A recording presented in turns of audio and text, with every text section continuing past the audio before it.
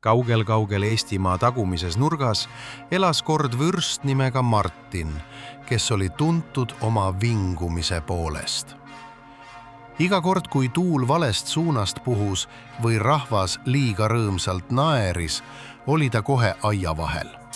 Mitte aia taga ega ees, vaid täpselt seal, kus kõige kitsam on. Oi, miks kõik nii valesti on, halas ta aia vahelt, vehkides kätega nagu herne hirmutis kevadisel põllul. Rahvas juba arvas, et ehk on vürstil nõidus peal, nimelt vingumise needus.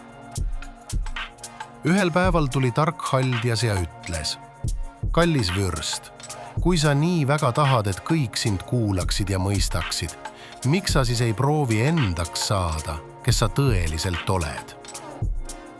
Vürst jäi mõttesse. Aga kes ma siis olen, küsis ta.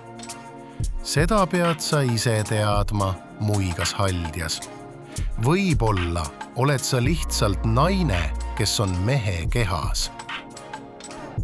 Nii lasigi vürst ennast naiseks ümber lõigata ja sellest päevast alates hakati lossi ümber kuulma haruldast häält.